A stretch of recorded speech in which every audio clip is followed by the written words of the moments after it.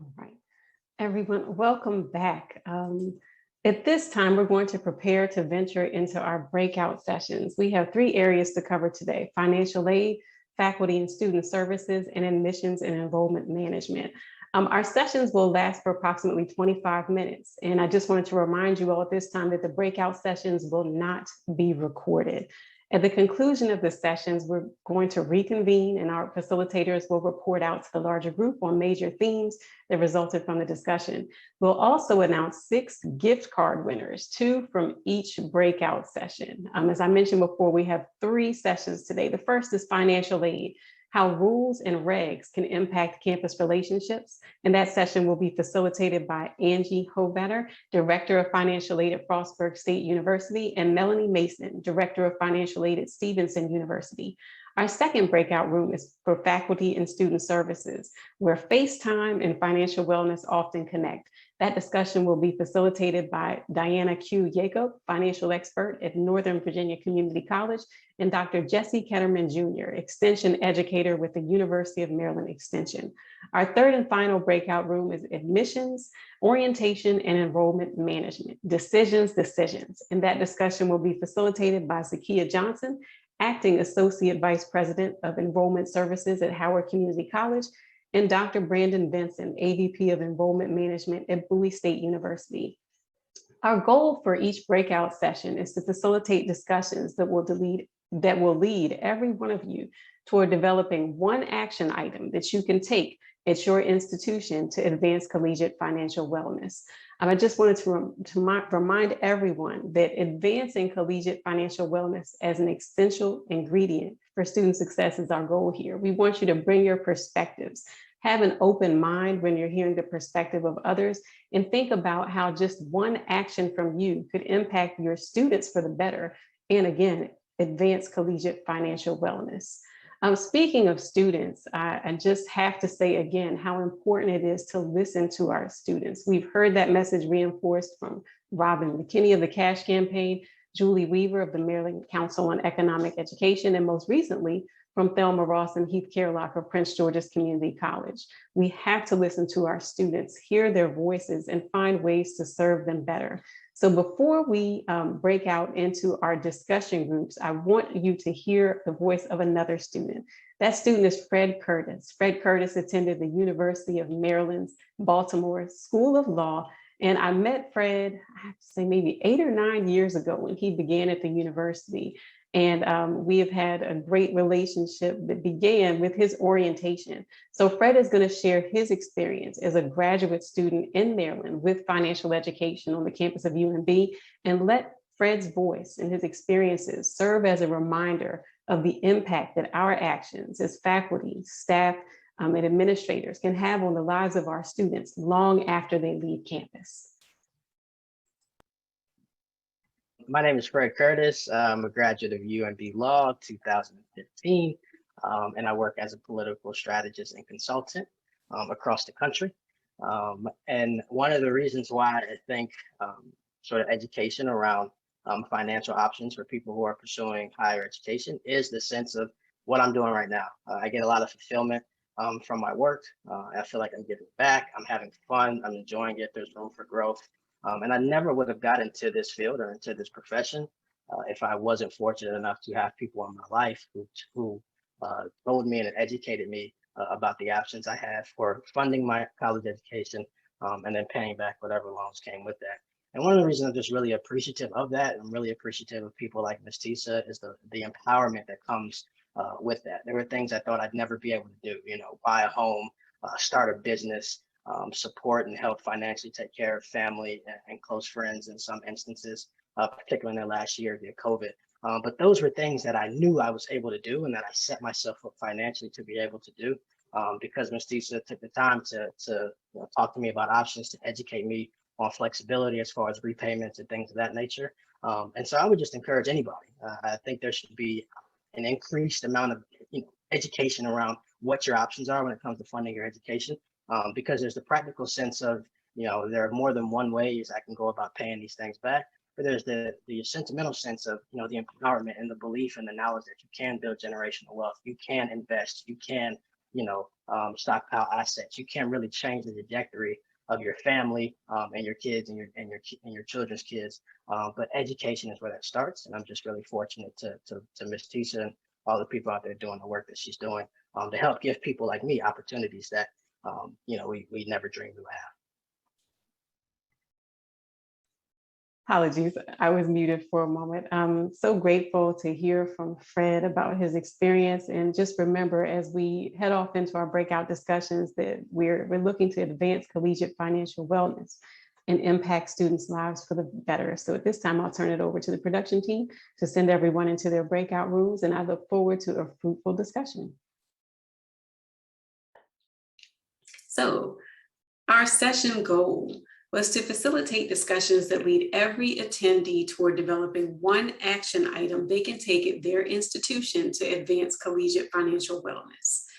Our 3 breakout session rooms were guided by, let's start with financial aid first, Angela Hovatter, Director of Financial Aid at Frostburg State University, and Melanie Mason, Director of Financial Aid at Stevenson University. Our faculty and student services breakout rooms were staffed by Dr. Jesse Ketterman, Extension Educator at the University of Maryland Extension, and Diana Jacob, Financial Expert for Northern Virginia Community College. Our final breakout room, Admissions and Enrollment Management, was led by Zakia Johnson, Acting Associate Vice President of Enrollment Services at Howard Community College, and Dr. Brandon Benson, AVP of Enrollment Management at Bowie State University. And I'm thankful to each of our facilitators for guiding such fruitful discussions. So for our first session, the first breakout room was financial aid, how rules and regs impact campus partnerships. There were 4 major themes that emerged from that conversation. The first was about FERPA, which has to do with protecting the privacy of student records. Financial aid administrators can discuss student accounts with members of a student support network when a student has formally authorized the disclosure in compliance with FERPA regulations. Many people who are a part of a student support network call a financial aid office or a student accounting office and try to get information about student records and are met with pushback because under this regulation, campus administrators are prohibited from sharing student records with outside parties, but there is a way around that. And that's by following whatever policy is laid out by the institution for having the student grant permission to the campus to allow for certain information to be shared with outside individuals. So social workers, faculty members, family members, or any member of a student support network, please coordinate with the student. The student can then find the applicable process from the institution, complete whatever that FERPA process is. In many cases, it's a paper form, but complete that process.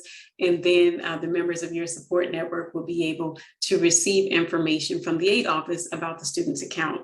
The second major takeaway was to recognize how finances affect many aspects of the student experience. It's not just about money. Financial wellness has effects that spill over into other areas of the student's life. It could be their performance in the classroom. It could be coming out through their relationships at home, or their performance at work if they're employed while they're attending school. So it's important to just recognize that financial wellness or financial issues should not be observed in isolation. These are issues that often affect other areas of students' lives.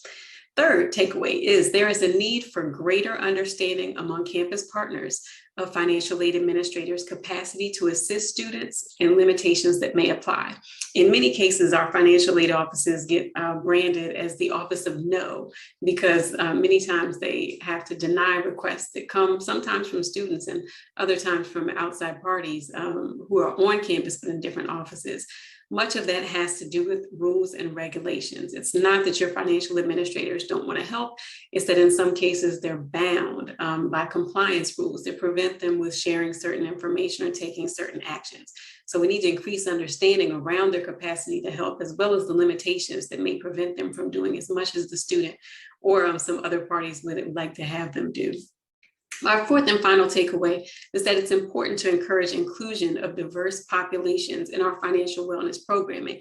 Those groups could include international students, as well as foster care waiver recipients, veterans, student parents, the list goes on. But the important thing is that we encourage an inclusive environment and make sure that we're reaching out to those populations that are sometimes missed. So for our second session, faculty and student services, where FaceTime and financial wellness often connect. We also had 4 takeaways. The first is that faculty and peers are the top 2 groups students share their financial concerns with.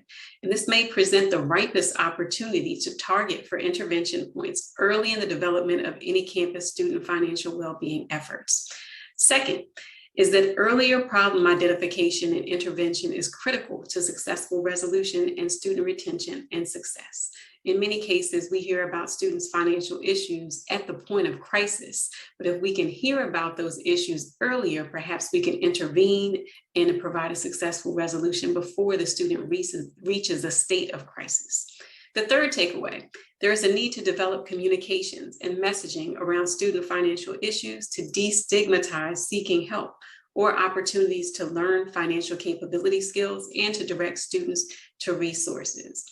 In some cases, students may feel ashamed to participate in programs because they feel that the optics around their participation may make it appear as though they're deficient in some area, and that might reflect negatively on their reputation. So we really need to destigmatize talking about financial issues and seeking information to better ourselves and our financial conditions.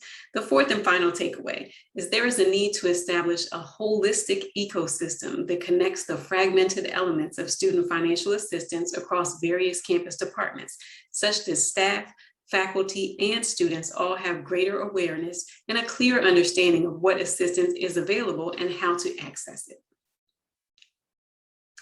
And for our third session, admissions and enrollment management, decisions. We've got 4 takeaways here as well. The first is that there's a need to focus on closing information gaps, not just for students, but for families, especially around topics such as the responsibility of high school staff in helping students apply and get accepted to college or career school and obtain scholarships. And also where to obtain information about college and career school costs, career paths, and salary expectations and educational requirements for different careers. Second is to encourage earlier exploration, especially for parents, around sources to pay for college or career school and application processes to obtain those funds. The third takeaway is to increase the awareness of the community college as an affordable, comparable option for post-secondary education. This is especially important for students who might not be sure of exactly what they'd like to pursue, but they know that a college degree is likely going to be required for the career of their choice. The community college is an affordable, comparable space to begin post-secondary education. The fourth and final takeaway is that it's important to engage students as well as personnel in key departments such as academic advising, financial aid, student life, residence life, and academic affairs to foster a culture that encourages conversation about finances. So again, destigmatizing, talking about money, talking about financial issues, and fostering that culture of it's okay to talk about finances. It's no longer taboo. And by acknowledging the financial issue, perhaps we can move closer to a resolution more quickly. After the review of our breakout sessions, we reconvened and I asked our remaining participants to answer a question for me, and that was to please select areas of interest for their future engagement with the Maryland Center for Collegiate Financial Wellness. The options in the poll stem from our work way back at the beginning of the SPIN project, where we focused on 3 areas examining post-secondary institutions across the state. That was content, personnel, and service providers. And out of that first phase of the project came a recommendation to create a statewide network for post-secondary student financial educators. We've since expanded that recommendation to encompass all campus-based professionals who are involved in or interested in advancing collegiate financial wellness. So for the poll questions, let's review the options. Content. This means locating and or creating credible, unbiased informational resources for students and their families. With personnel, this would be if you're interested in learning more about professional development and or training opportunities for employees who are involved in student financial education and well-being efforts. Third is service providers. If you're interested in learning more about products and services, perhaps peer customer experiences, and or factors to consider for evaluating products and services. And these products and services are offered by off-campus entities. Lastly is the statewide network for post-secondary student financial educators. Through this network, which I again must say has been expanded to include all campus-based professionals, we are interested in sharing information, including best practices, events, and new developments, and/or meeting periodically to share updates and encourage progress. So let's take a look at the results. In the area of content, 72% of our participants are interested in engaging with MCFW going forward about those informational resources for students and families. 64% are interested in engaging around personnel. 40% are interested in engaging around evaluating external service providers. And 72% of our remaining participants are interested in participating in the statewide network for campus-based professionals. Now I'd like to speak about our next steps for symposium participants, as well as for the Maryland Center for Collegiate Financial Wellness. As many of you know, I'm an author and I have a consulting company, Silver Canady and Associates. My office is currently located on the campus of Bowie State University in the Bowie Business Innovation Center. For the next year, the Maryland Center for Collegiate Financial Wellness will operate under the fiscal sponsorship of the Cash Campaign of Maryland, while our team finalizes arrangements for permanent headquarters. If you are interested in having the center on your campus, please do contact me so that we can explore that option. As for the statewide network for campus-based professionals, we want to continue connecting, sharing information and resources, and empowering each other to move forward together. We want to share things that are meaningful and useful to you, and that's why we conducted the poll to see which areas were your priorities. So I want to thank you all for your participation in the symposium, as well as lending your opinions to the poll questions that we asked. After the symposium, the MCFW team got together. We met, reviewed the events of the day, as well as the notes that were captured during our breakout sessions. And all of that information will help inform our next steps. Your input is extremely valuable to this process, so I encourage you to please share your feedback, as well as your priorities if you think of any new ones after the symposium with me directly. My email address is Tisa, Tisa, at MCCFW.org. Again, that's TISA at MCCFW.org. I can tell you, though, that the project pipeline includes a second report to document and disseminate information about the most robust financial education programs within the state, as well as a group student loan repayment coaching experience and the build out of a library of free, credible, unbiased informational resources for Maryland students and families. At this point, I'm going to stop sharing and just talk to you all a bit more about the next steps for MCFW. I appreciate everyone gathering here today, and especially for participating in our breakout sessions. We know that the cause of advancing collegiate financial wellness is a lofty one, and it would take more than 25 minutes in a breakout session to truly explore how we can harness the power of financial education and wellness as an essential ingredient for student success. So after today, a newer, more collaborative kind of work will begin, and I thank you so much. I appreciate each and every one of you for joining me on this journey. Before I close, I would like to again thank the sponsors for the symposium, the Goldsecker Foundation, the Ezel and Sherilyn Silver Legacy Project, and Advanced Indoor Resources, LLC, for their generous support of the event. I also must extend many sincere thanks to the team at the Cash Campaign of Maryland, which includes CEO and co-founder Robin McKinney, COO and co-founder Sarah Johnson, and Sue Rogan, Director of Strategic Partnerships. I also thank the Woodside Foundation. I would like to thank the following individuals for their involvement in shaping the symposium and spreading the word to make it such a success. Within the university system of Maryland, I'd like to thank Dr. Joanne Boffman, Dr. Nancy Shapiro, and Dwayne Morgan, as well as Dr. Tony Coleman and Tracy Jameson. At MCCFW, the Maryland Independent College and University Association, I would like to thank Sarah Fidler and Dr. Angela Sherman.